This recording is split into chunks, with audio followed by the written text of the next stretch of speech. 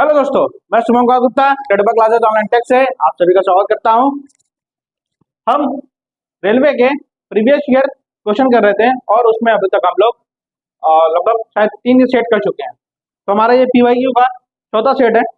आइए आगे मिलते हैं और इसी तरीके से अपना प्रश्न शुरू करते हैं। क्लियर? तो रेलवे प्रीवियस ईयर क्वेश्चन के मैथ के जो प्रश्न करने जा रहे हैं वो है पहला ये।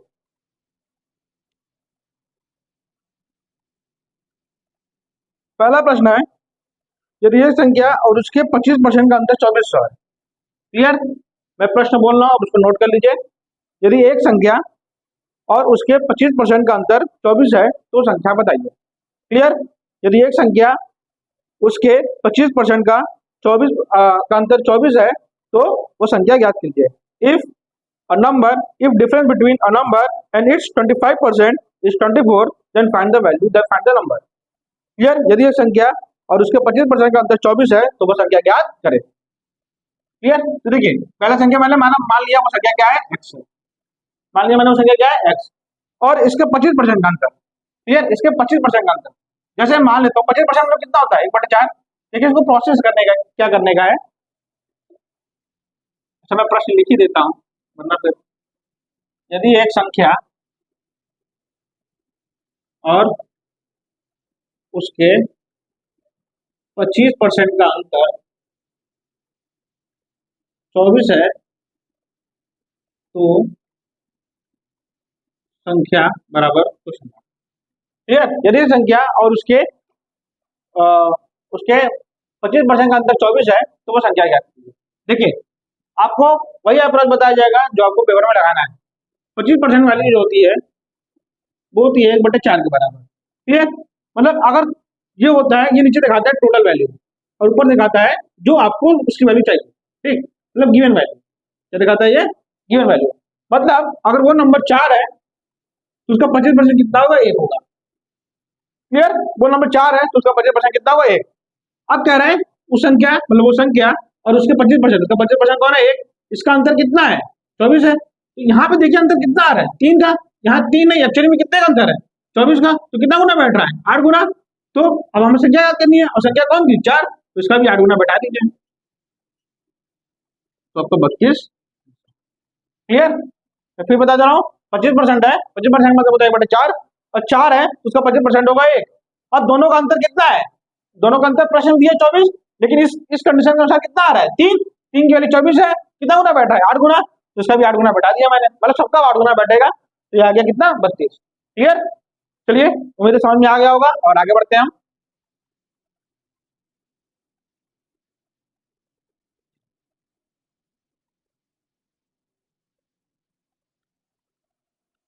दूसरा question, if sorry find the value of cos1 cos2 dot cos3 degree dot cos4 degree dot cos 179 degree। हमें इसका वैल्यू बताना है कि इसका मान कितना होगा। चलिए, अब देखिए, आपको पता भी नहीं होगा cos 1 cos 2 cos 3 cos dot dot dot cos 4 और cos 179, मतलब सबकी वैल्यू क्या करती है, cos 1 की वैल्यू क्या होती है, cos 2 की वैल्यू क्या होती है। अच्छा, इसमें अप्रोच लगाए भी तो लगाए क्या, लेकिन अगर हम थोड़ा बहुत ट्रिग्नोमेट्री के बारे में जानते होंगे तो आपको ये अच्छा ये पता होगा कि 1 से लेके 179 के बीच में एक नंबर 90 भी आएगा, एक नंबर क्या आएगा, cos 90 भी आएगी। क्लियर? आपको 1 से लेके 179 के बीच में जो नंबर आएगा, जैसे cos 1 आ रहा है, cos 2 आ रहा है, cos 3 आ रहा है, ऐसे cos 4 आएगा, cos 5 आ रहा है, cos 6 आ रहेगा। इसी तरीके से क्या आएगा, cos 90 आएगा। क्या आएगा, cos 90। और आपको पता होगा cos 90 की वैल्यू क्या होती है, 0 होती है। अब हम 0 से किसी भी नंबर का मल्टीप्लाई करें तो वो क्या होगा, 0 हो जाएगा। तो जाहिर सी बात है इसके बीच में क्या होगा, cos 1 होगा, cos 2 है और इसके बदले में एक बीच में एक cos 90 भी आएगा और फिर cos 179। अच्छा देखिए, इन सब के बीच में क्या है, मल्टीप्लाई है। तो cos 1 मल्टीप्लाई cos 2 और dot dot dot multiply 0 dot dot dot 179, वो भी cos। अब 0 से किसी भी नंबर का मल्टीप्लाई करें तो उसका आंसर क्या आएगा, 0। तो इसकी वैल्यू क्या हो जाएगी, 0। क्लियर? मतलब आपको इसमें कुछ नहीं करना था, केवल आपको क्या करना था, cos 90 की वैल्यू इसके बीच में cos 90 लाई कर रही है, आप देखते ही मारते ही cos 90 की वैल्यू क्या हो जाएगी, जीरो। हमें इतना केवल आपको समझाने के लिए बनाया हूँ, आपको पेपर में ये भी नहीं करना होता। क्लियर? दूसरा प्रश्न complete.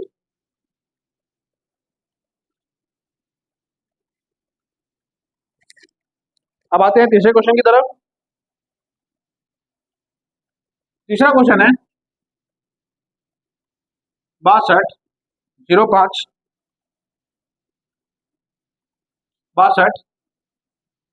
02.5 plus 62 620.25 plus 6.62.025 plus 6.2025 plus 0.62025।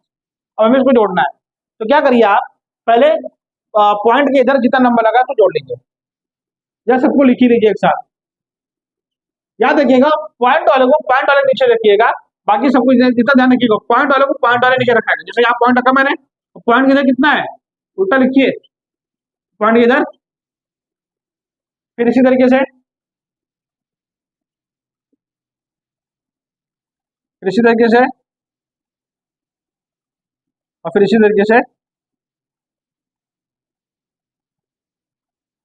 अब सबको जोड़ लीजिए, इसके नीचे कुछ नहीं, 5 होगा, या 5 2 7 होगा, या 5 2 7 होगा, 5 4 9 होगा, आगे 5 4 9 ये भी होगा, और 6 4 10 हो जाएगा, 6 2 8 1 9 हो जाएगा, 6 2 8 हो जाएगा, और 6 हो जाएगा। Answer clear? क्या आंसर आया? 6890.9975। 68, सॉरी, 5 4 9 6 15 के 5 करी 1, और 6 2 4 1 11 हो जाएगा। तो क्या आंसर आया? 6891.59775। 6891.59775। क्लियर? चलिए, उम्मीद है समझ में आएगा। देखिए, बस मैंने क्या किया है, पॉइंट वाले को पॉइंट के नीचे लिखता गया, बाकी जो इधर नंबर लगा था उसको मैंने इधर लिखता गया, और जो इधर लिखा था मैं इसको इधर लिखता गया। जैसे लिखा था मैंने वैसे उतार दिया है, और सबको जोड़ दिया है। क्लियर? आपको पेपर में ऐसे ही करना है। अगर आप थोड़ा बहुत कंफ्यूज आए नहीं, तो इसी तरीके से आप, क्योंकि अगर आप मुझे वहां जोड़ने चलेंगे तो थोड़ा बहुत अगर इधर का 2 का 5 हुआ तो आपका आंसर गलत आ जाएगा, और आपको ऑप्शन में दिखेगा। इसीलिए प्रॉपर लिख के सॉल्व करिएगा, मेरा सजेशन यही होगा। आते हैं अपने चौथे प्रश्न की तरफ।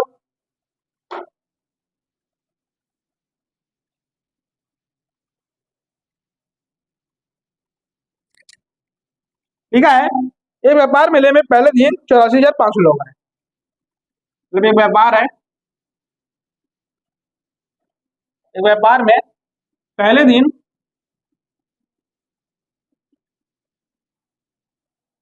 84,500 लोग आए, और चौथे दिन 16,900 लोग आए। ठीक है, तो बताना है कि चौथे दिन कितना परसेंट कट गया, मतलब कुल कितनी कटौती हुई है, ये कुल कितने परसेंट की कटौती हुई है।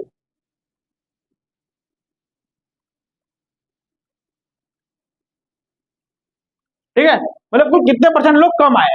मेरे प्रश्न करने का मतलब यह है कि एक व्यापार लगा था, उसके अंदर पहले दिन 84,500 लोग आए थे, और चौथे दिन क्या है 16,900 लोग, मतलब व्यापार बहुत बेकार हुआ होगा।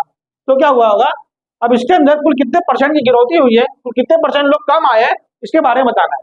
तो पहले हम क्या करेंगे, हमारा अप्रोच यही होगा, सबसे पहले हम इसको रेशियो में कन्वर्ट करेंगे।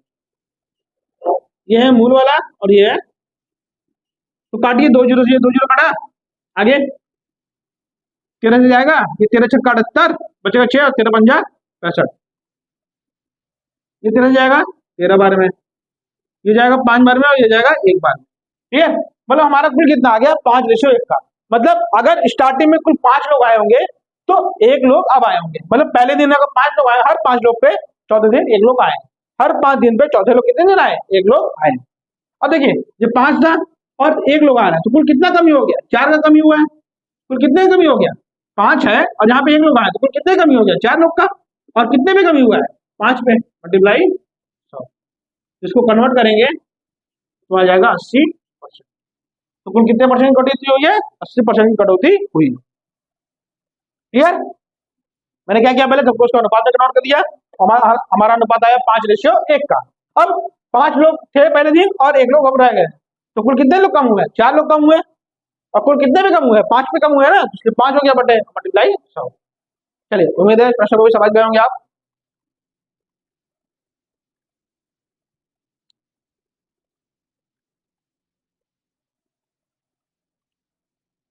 आते हैं 5वें प्रश्न पे।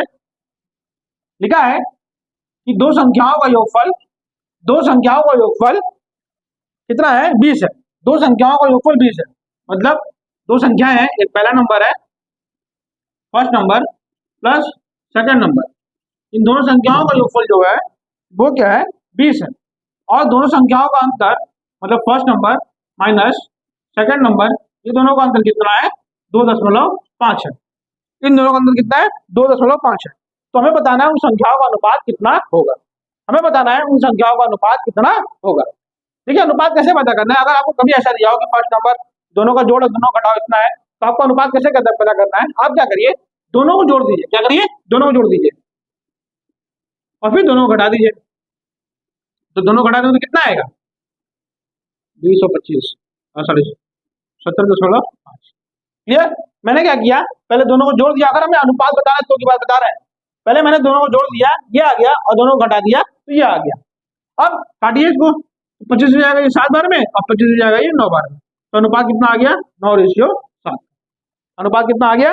9:7 का। क्लियर। अनुपात कितने का आ गया? 9:7 का। मतलब दोनों संख्याओं का अनुपात कितना होगा? 9:7 का। उम्मीद है समझ गए होंगे। अगर आपको कभी भी ऐसा प्रश्न दिए कि दो संख्याओं का जोड़ इतना है और दो संख्याओं का घटाव इतना है, तो आप क्या करिए, दोनों को जोड़िए और फिर दोनों को घटा दीजिए। क्लियर। और फिर दोनों को डिवाइड करिए, अनुपात के अनुसार डिवाइड करिए। जो सबसे न्यूनतम मान आएगा वो क्या होगा? 9:7 का आया इसमें, तो इसमें 9:7 इसका अनुपात होगा। बेसिक से करने जाएंगे तो आप ऐसे भी कर सकते हैं, पहले दोनों को जोड़िए, 2 से डिवाइड करिए, तो 22.5/2 पहला संख्या होगा, और फिर दोनों को घटाइए तो यही आएगा 70.5/2। तो ये 2 से 2 कट जाता है डायरेक्ट, इसलिए मैंने क्या किया, डायरेक्ट ये लिख दिया। क्लियर। तो इस बात को ध्यान रखिएगा, कभी भी आपको ऐसा प्रश्न देंगे तो आपको क्या करना है, दोनों को जोड़ देना है और फिर दोनों को घटा देना है। क्लियर। और उसको काटिए पीटिए, जितना जितना न्यूनतम मान होगा वो आपका अनुपात होगा। चलिए, अब आते हैं छठे प्रश्न की तरफ।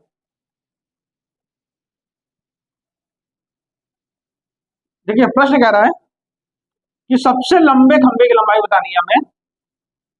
सबसे लंबे खंभे की लंबाई बताइए जिसे 30, 15, 10 मीटर की विमाओं में रखा जा सकता है, में रखा जा सकता है। अब देखिए, कभी भी अगर आपको ऐसा दे कि सबसे लंबा वाला रखना है, मतलब सबसे लंबा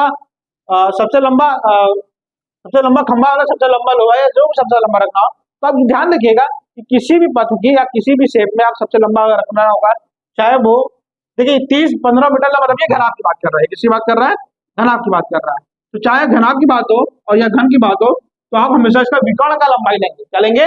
हमेशा विकर्ण की लंबाई लेते हैं। चाहे सबसे बड़े खंभे की बात हो या सबसे बड़े लोहे की बात हो, चाहे कोई भी हो, जो सबसे बड़ी होगी लंबाई वो क्या होगी? उसका विकर्ण होता है। और घनाभ की विकर्ण का लंबाई जो होता है, घनाभ के विकर्ण मतलब डी मान लेते हैं अगर हम, तो इसका जो लंबाई का फॉर्मूला होता है वो होता है L² plus B² plus H²। Root में L² plus B² plus H²। तो लगा दीजिए फॉर्मूला। L² की वैल्यू 30 का स्क्वायर प्लस B² की वैल्यू 15 का स्क्वायर प्लस C² की वैल्यू 10 का स्क्वायर। क्लियर। और जो देखिए, इसमें भी 5 का स्क्वायर, इसमें भी 5 का स्क्वायर, इसमें भी 5 का स्क्वायर कॉमन है, तो मैं क्या कर लेता हूँ, इसमें से 5 का स्क्वायर कॉमन खींच लेता हूँ। इधर करता हूँ,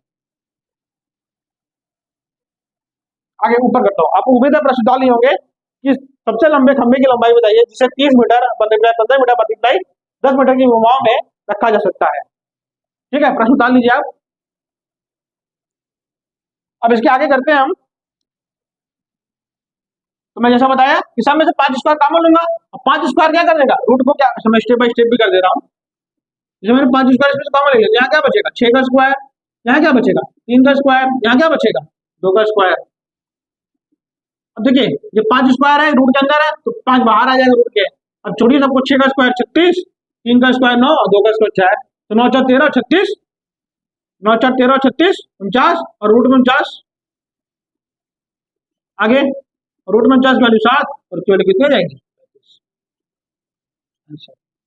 क्लियर। याद देखिएगा, मैं आपको केवल इतना समझाने के लिए रखा हूँ, आप यहाँ से डायरेक्ट सॉल्व कर सकते हैं। मतलब 5 स्क्वायर मैंने कॉमन ले लिया, ये रूट के बाहर आया तो डायरेक्ट यहाँ आ सकते हैं आप। 6 का स्क्वायर 36, 5 का स्क्वायर 5, तो सॉरी 3 का स्क्वायर 3, तो 6 का स्क्वायर 36 9 और एक तो मिला कितना हो जाएगा 49, और 49 के सबसे सॉल्व कर लेंगे आप। क्लियर।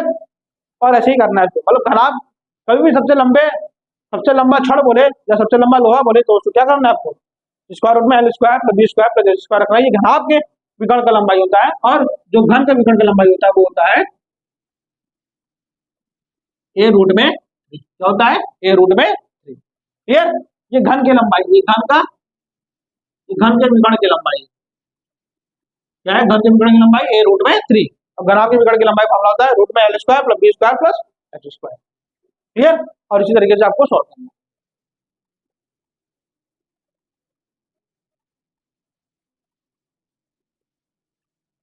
चलिए अगले प्रश्न की तरफ बढ़ते हैं अपना। ये कौन सा प्रश्न है, 7वां प्रश्न है। चलिए 7वें प्रश्न में आते हैं।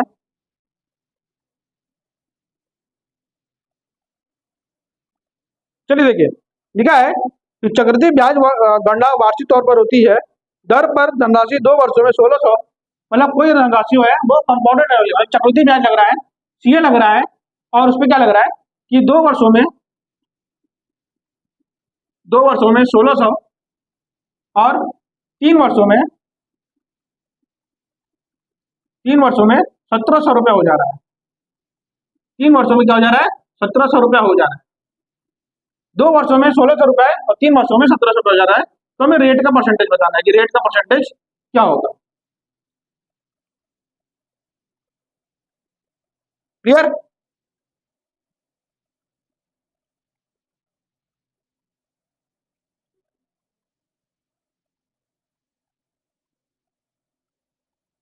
क्लियर, उम्मीद है समझ गए होंगे। तो आपको देखिए सीए कैसे करना है, याद रखिएगा कंपाउंड एनुअली क्या होता है, सीए क्या होता है, इस चीज को ध्यान रखिएगा कि सीए का हमेशा क्या होता है अनुपात सेम होता है। मतलब अगर आप एक वर्ष में लेंगे तो अनुपात सेम आएगा, 2 वर्ष पे लेंगे तो अनुपात सेम आएगा। जैसे मैं कह रहा हूँ कि अगर यहाँ पे कोई अमाउंट है, यहाँ पे कोई अभी प्रिंसिपल था, वो 1 वर्ष के बाद ऐसे हुआ, फिर 1 वर्ष के बाद ऐसे, और ऐसे बढ़ता गया। याद रखिएगा इसका और इसका अनुपात, इसका और इसका अनुपात, इसका और इसका अनुपात सेम होगा। क्लियर। उसी तरीके से मान लीजिए अगर 2 वर्ष का लेंगे तो इन 2 वर्षों में इसका इसका अनुपात सेम होगा और इसका इसका अनुपात सेम होगा। तो याद रखिएगा हमेशा अनुपात सेम आता है। तो आप क्या करिए, कुछ मत करिए, केवल अनुपात ही निकालिए दोनों का और दोनों को क्या करिए सॉल्व कर दीजिए। जैसे 1600 और 1700 काटेंगे तो कितना आएगा 16:17, मतलब ये प्रिंसिपल का हो गया। अब इसके हिसाब से ये प्रिंसिपल हो गया और ये अमाउंट हो गया। तो प्रिंसिपल कितना था 16 और अमाउंट था कितना हो गया 17। अब 16 प्रिंसिपल है 17 अमाउंट है, मतलब कुल कितने का ब्याज मिला होगा हमें, 1 रुपए का ब्याज मिला होगा। कुल कितने का ब्याज मिला होगा 1 रुपए का, और 1/16 की वैल्यू कितनी होती है आपको पता होगा, परसेंटेज में 6.25। क्लियर। क्या होती है 6.25। याद रखिएगा प्रश्न दिया था कि कंपाउंडेड एनुअली में चक्रवृद्धि ब्याज लग रहा है, 2 वर्षों में 1600 रुपये हो जा रहा है और 3 वर्षों में 1700 रुपये हो जा रहा है। अनुपात सेम होता है, इसलिए मैंने क्या किया 1600 और 1700 मान लिया। मैंने 1600 को प्रिंसिपल मान लिया और 1700 को अमाउंट मान लिया। अब 1600 1700 2 कट गया, 16 17 आ गया। 16 रुपए का प्रिंसिपल था, 17 रुपए का अमाउंट हो गया है, 1 रुपए का ब्याज हो गया है।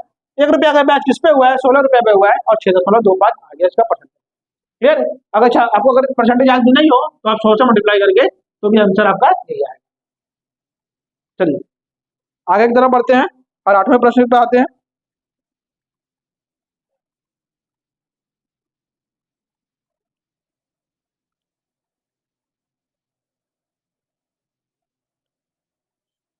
मैं प्रश्न बोल दे रहा हूँ, उसको लिख लीजिए आप, थोड़ा बहुत बड़ा प्रश्न है। प्रश्न लिखा है, चलिए ये प्रश्न मैं आपको यहाँ पे डलवा दूंगा। प्रश्न मैं फिलहाल बोल दे रहा हूँ। लिखा है कि राजेश खेल के पहले दौर पे अपनी धनराशि का एक बड़ा 3 हिस्सा हार गया। मतलब मैं कहूँ कि अगर राजेश के पास मान लेता हूँ मैं, अभी मैं बेसिक बता रहा हूँ आपको प्रश्न कहना क्या चाह रहा है कि अगर मैं मान लो इस प्रश्न में राजेश के पास x रुपया था, तो इसने अपना 1/3 हार गया और खेल के दूसरे दौर में वो अपनी बची हुई धनराशि का 3/5 हार गया। अच्छा देखिए, अगर उसके पास x रुपया था और उसने 1/3 हार गया, मतलब अगर मैं कहूँ कि अगर 1/3 है, मतलब 3 रुपया अगर उसके पास था और 1 रुपया हार गया, तो उसमें कितना बचा होगा? 2/3 बचा होगा।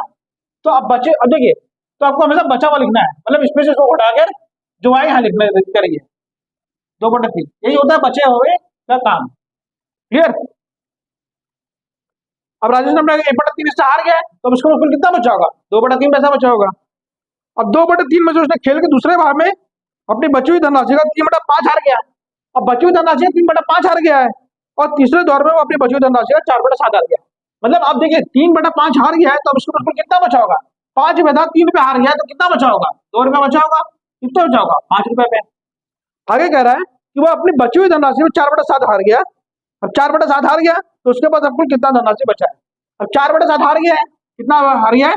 4/7 हार गया है। तो अब देखिए 7 रुपए में से 4 रुपए हार गया, तो कितना बचा होगा उसके पास? 3 रुपया। और कितना है? 7 रुपए। तो पूछ रहा है कि उसके पास मूल धनराशि का कितना रुपया बचा है।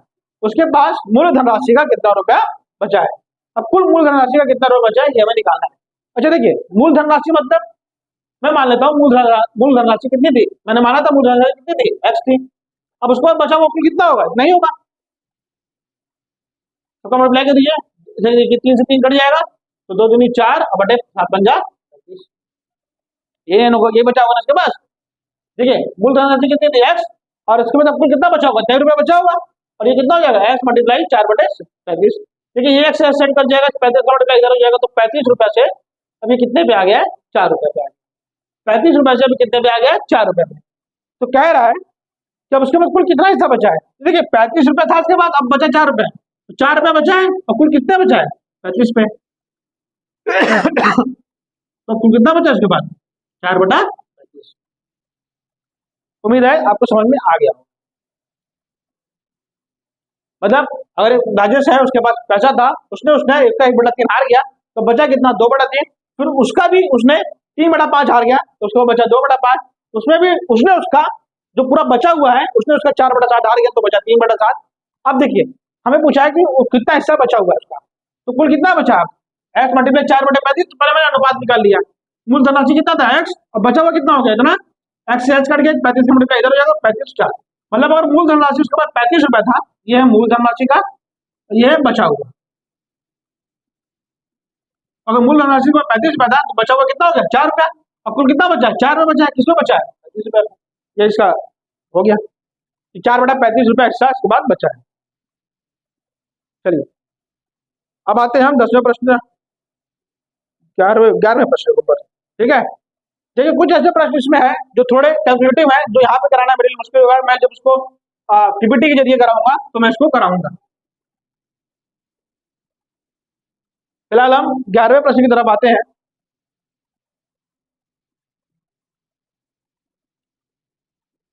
प्रश्न कह रहा है कि वह छोटी से छोटी संख्या बताइए, मतलब हमें छोटी संख्या ज्ञात करनी है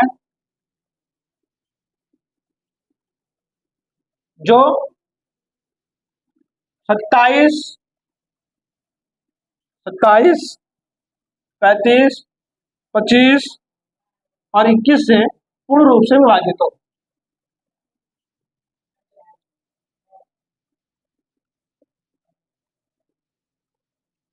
अच्छा ऑप्शन में मैं दे रहा हूं, क्योंकि ये ऑप्शन से ही करना है आपको। ऑप्शन है 4 7 2 2, 3 1 7, 4 7 2 5 और 4 7 2 8।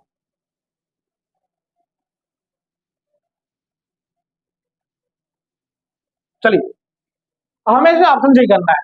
पहले अगर हम ऑप्शन को पकड़े, देखिए पहले हम अगर ऑप्शन में देखें तो क्या ऑप्शन मेरे कह रहा है कि सबसे पहले अगर कोई संख्या 25 से डिविजिबल होनी चाहिए, तो या तो उसके आखिरी में 0 होना चाहिए, या तो उसके आखिरी में 5 होना चाहिए, क्योंकि 5 की डिविजिबिलिटी यही करती है ना, या तो उसके आखिरी में 0 होना चाहिए, या तो उसके आखिरी में 5 होना चाहिए। क्या 25 के आखिरी में कभी भी 2 3 7 सब आ सकता है? नहीं आ सकता। जाहिर सी बात है, जो संख्या पूर्ण रूप से विभाजित होगी, इससे अगर 25 से पूर्ण रूप से विभाजित है, तो उसके आखिरी में 0 और 5 ही होगा। तो हम देखते हैं ऑप्शन, इसके आखिरी में 0 5 या नहीं है, इसके आखिरी में 0 5 या नहीं है, इसके आखिरी में 0 5 या नहीं है, इसके आखिरी में है, तो ये केवल यही आंसर होगा। कुछ हमें नहीं करना पड़ा, केवल मुझे डिजिबिलिटी देखनी पड़ी और मुझे आंसर आ गया। 2 सेकंड के अंदर आप इसको देख के 25 दिखा, 25 मतलब आखिरी में 0 5 होना चाहिए, आखिरी में केवल एक ही ऑप्शन 5 दिख रहा है, तो ये हमारा आंसर होगा। खत्म कहानी, आगे बढ़िए। 2 सेकंड के अंदर अब कई लाखों बच्चों से आगे हो गए। चलिए देखिए, मुझे जितना प्रश्न उतारने में समय लगा उससे कम समय मुझे सॉल्व करने में लगा। देखिए अब प्रश्न कह रहा है, 12वां प्रश्न ये है कि अविनाश, भुवनेश और चमन, मतलब मैं मान लेता हूँ ए, बी और सी, ये 3 व्यक्ति हैं। मैं प्रश्न में बोल रहा हूँ ए, बी, सी, ये 3 व्यक्ति है। इसने ए ने 20 दिन में कार्य करता है, सी बी 30 दिन में कार्य करता है और सी 7 दिन में कार्य करता है।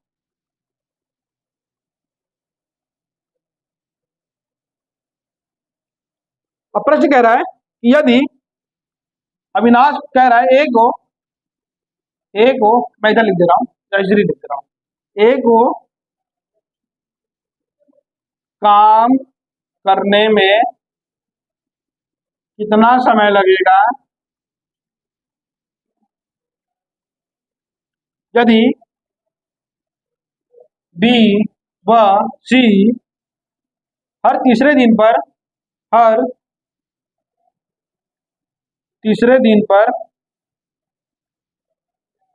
उसकी सहायता करे। प्रश्न कह रहा है ए बी सी 3 व्यक्ति थे, पहला बी है 20 दिन में क्या करता है, दूसरा 30 दिन में क्या करता है, तीसरा 7 दिन में क्या करता है। कह रहा है ए को काम करने में कुल कितना समय लगेगा यदि बी व सी हर तीसरे दिन उसकी सहायता करे, हर तीसरे दिन उसकी सहायता करे। तो पहले मैं क्या करूंगा कि टोटल वर्क निकाल लूंगा। तो मैं कैसे निकालना होता है टोटल वर्क, ये बता रहा हूँ। सबसे पहले हम क्या करेंगे, 20, 30 और 60 का एलसीएम लेंगे। इसका एलसीएम 60 ही होगा। क्या होगा, इसका एलसीएम 60 होगा। अब 20 के टेबल में 60 कितनी बार हो जाता है, ये 3 बार में जाता है, ये 2 बार में जाएगा और ये 1 बार में जाएगा। याद रखिएगा ये जितनी बार में जा रहा है ये सब की क्या है, ये सब इसकी क्या है, इफिशियंसी होगी। क्या होगी, इफिशियंसी।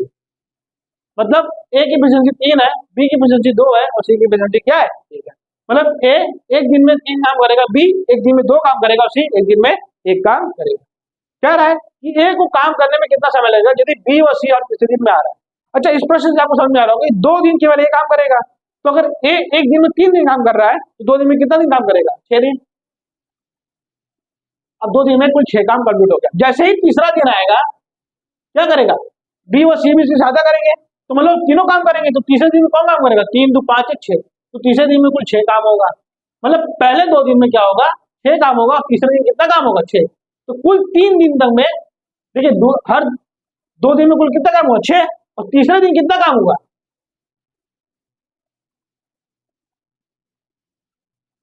देखिए 2 दिन तक कुल कितना काम हुआ, 6, और तीसरे दिन कितना काम हुआ, 6। तो कुल 3 दिन तक मिलाकर कितना काम हुआ, 12 काम हो गया। 3 दिन तक कुल मिलाकर कितना काम हो गया, 12 काम हो गया। अगर मैं कहूं, चलिए अगर मैं कहूं कि अगर मैं इसका 5 से मल्टीप्लाई कर दूं, देखिए 12 काम हो रहा है और हमें कुल कितना काम कराना है, 60 काम। तो मैं कहूं कि 12 अगर 60 यहाँ पे लाना है तो कुल कितना गुना बैठेगा, 5 गुना। तो इसका भी कुल कितना गुना हो जाएगा, 5 गुना। मतलब कुल 15 दिन में वर्क खत्म होगा। कुल कितने दिन में वर्क खत्म होगा, 15 दिन में।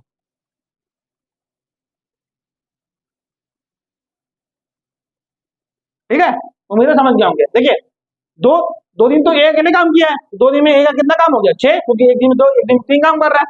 तीसरे दिन तीनों लोग 7 काम करेंगे, तो तीसरे दिन तीनों 7 काम करेंगे तो कितना हो जाएगा, 3 2 5 और 1 6। तो तीसरे दिन 6 काम होगा, तो कुल 3 दिन में कितना काम होगा, 12 काम। अब हमें कुल कितना काम कराना है, 60 काम। कितना गुना बैठ रहा है, 5 गुना। तो इसका भी 5 गुना बैठा दीजिए, 15 काम 15 दिन में हो जाएगा।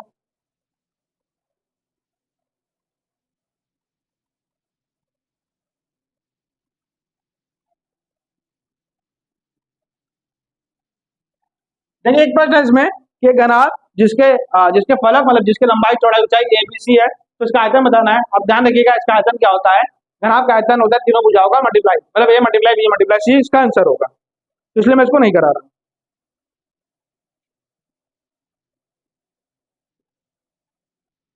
देखिए प्रश्न 14वां प्रश्न है, मैं 14वां प्रश्न करा रहा हूँ।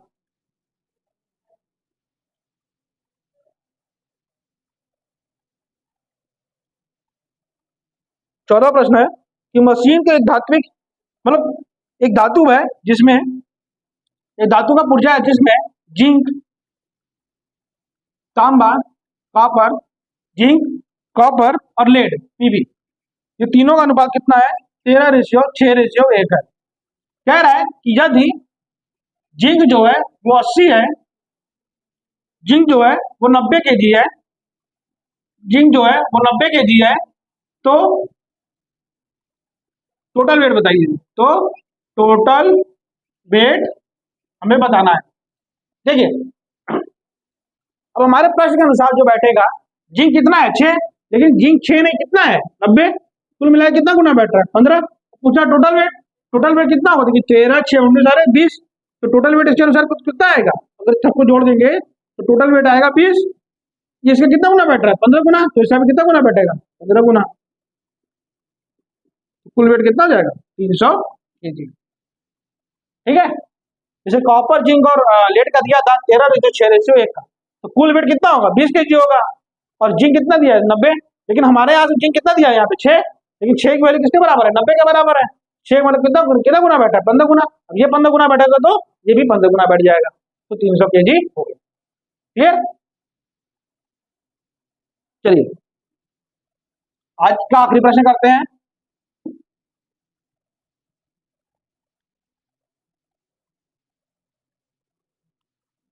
प्रश्न 15वां कह रहा है,